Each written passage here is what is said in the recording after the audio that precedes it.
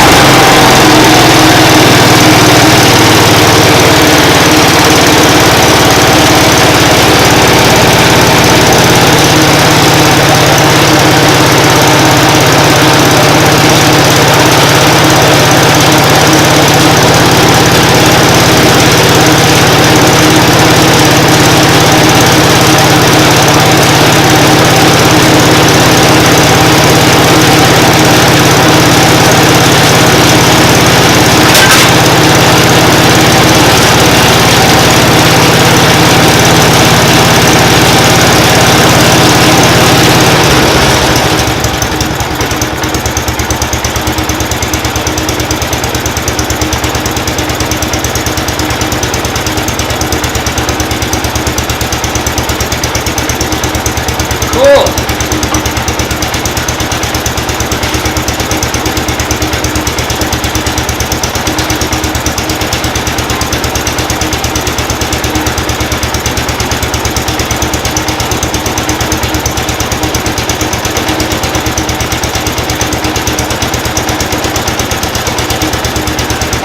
That's low idle right there.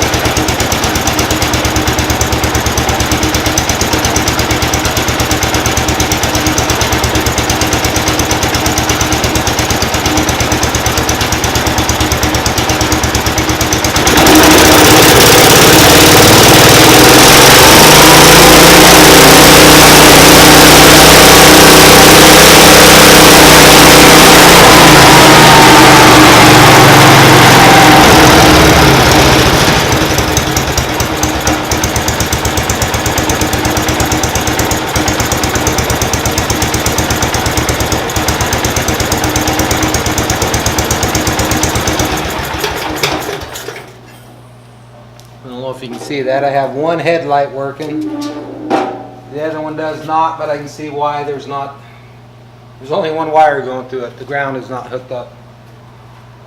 Same with the tail lights. I got one tail light.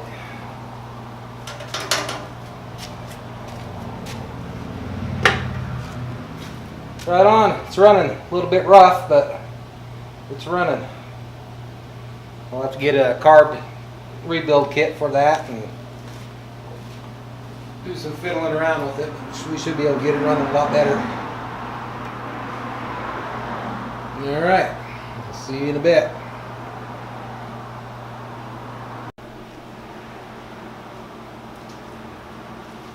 Hey guys, so last night we got this running,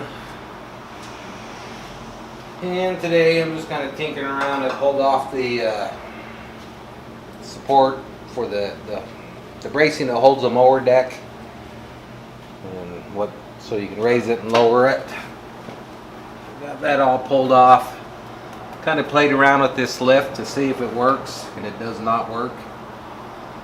So I'm going to go ahead and pull it off. It's just a bolt here and a pin here, and I'll pull this lift guard off also. I'm going to have to take that off anyway when I break this thing down. So I'm going to pull that lift, kind of take her apart, see if we can figure out why it's not working.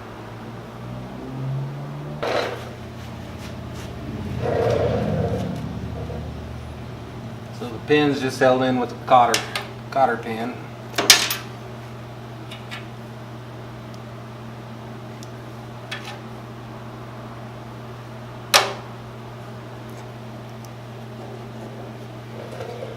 And this is a 3/4 inch bolt that comes through.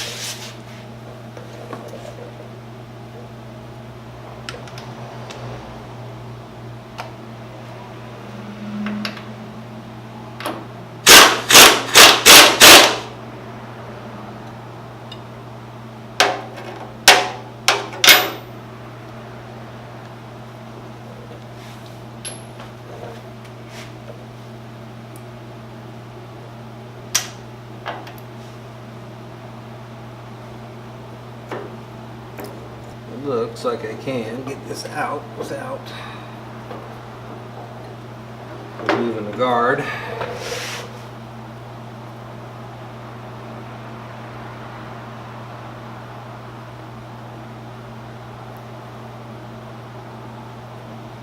So looking at the manual, to take this apart, you just got to pull these two bolts here, and then you can separate it from the bottom unit. Actually separate it right here. But yeah, when I hooked up power to it, it didn't even try to move. So I don't know if it's froze up.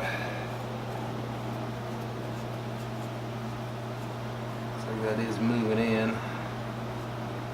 Or what, so let me pull the guard off, then we'll go ahead and take a look at this.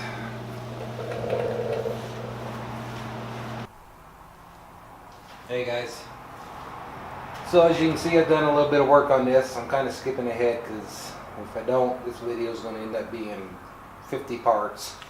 It's going to be way too long. But what I've done, I pulled the seat off. That was just a couple bolts holding that to the fenders. Then I pulled the fenders off. All that is there's 4 bolts running through the top, and then you've got 3 bolts over here on the footrest. Pulled that out, unhooked the lights, then the whole unit just pulls out. Here you can see the hydraulics. Up in front of here there's a fan, and it blows across, it's cooling everything down, but it's also just packed so much stuff up inside of there. It literally took me hours to clean all the gunk out. Dried up grass and leaves and mice nests and all sorts of fun shit in here. So I just sat with a screwdriver and my shop vac, busted everything loose and vacuumed it up. And like I said, it took me hours. There was so much stuff up in there. I don't know, if that pump's not burned up, it'll be amazing, because it couldn't have got any airflow going across it. So where I'm at now, well, that hydraulic lift, we'll get to that later. I haven't even looked at that yet. If you look up underneath, you can kind of just see it. There's 2 relief valves right here. And what they are is if the tractor dies, it's more or less locked in gear. You lift this, there's a lever on the side here, and you lift that up and it'll push the buttons on the relief valve, releasing the pressure so you can roll the tractor around. One of them works and is in the down position right now, and when I start it, it pops back up. So that one's working, the other one's froze up. So I'm going to have to pull that apart or pull it out and see if I can get it to work.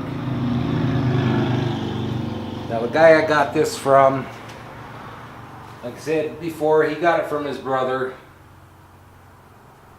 His brother got it from another guy and another guy and another guy. Each one's done a little bit of stuff on it. Bill, the guy I got it from, did have it running, but he never could get it to go in gear.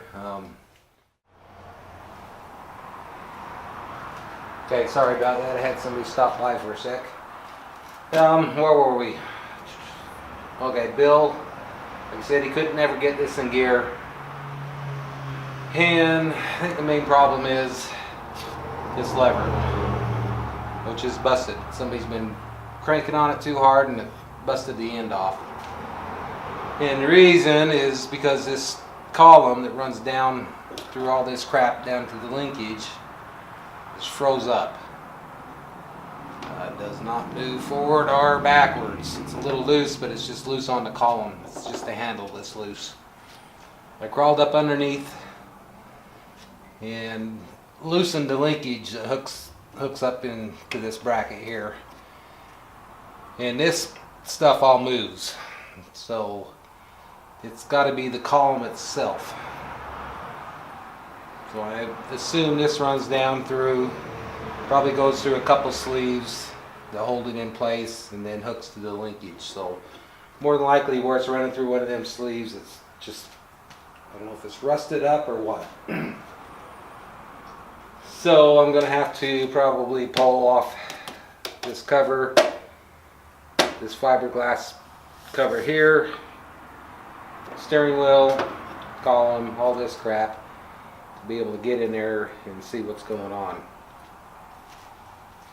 I'll get it soaking with some good penetrant oil. Stuff I always use is a ATF, a 50-50 mixture of ATF and acetone. That works. That's the best penetrant you'll ever find.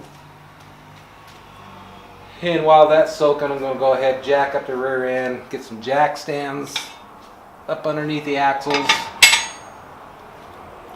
and get it running and see if just by moving the linkage back here, if I can get it to go into gear. But in order to do that, we've got to do some work up here on this sediment bowl. Let me zoom you in on that. It's leaking gas out of the sediment bowl. It's not leaking out of the bowl itself, it's leaking out of the shut-off valve. So I'm going to pull that apart. I'll just completely unscrew it out of the tank and take a look at that. I think there's a rubber seal in there. Maybe that's dried up. I don't know. We'll take a look at it because I need to be able to run this so we can work on the tranny. So that will be my next step. So we'll go ahead. I think the gas is pretty much completely leaked out of it.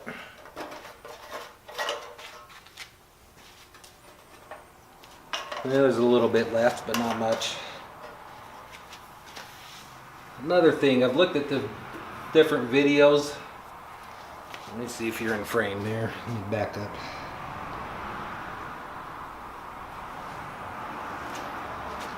This coil is usually sitting down a little bit lower, so I don't know. This looks new, and the wire looks new. The condenser's obviously new, and the points were new.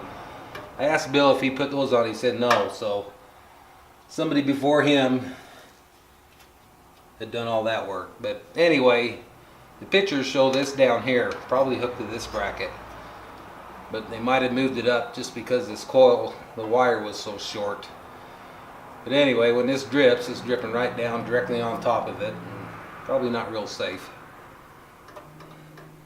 For now, until I get another wire so I can lower that, I'm just going to leave it like it is. But we'll at least try to get this to stop leaking. So we'll work on that next. I realize I'm kind of jumping around a little bit, but you kind of got to work on one thing in order to be able to work on another thing, so bear with me.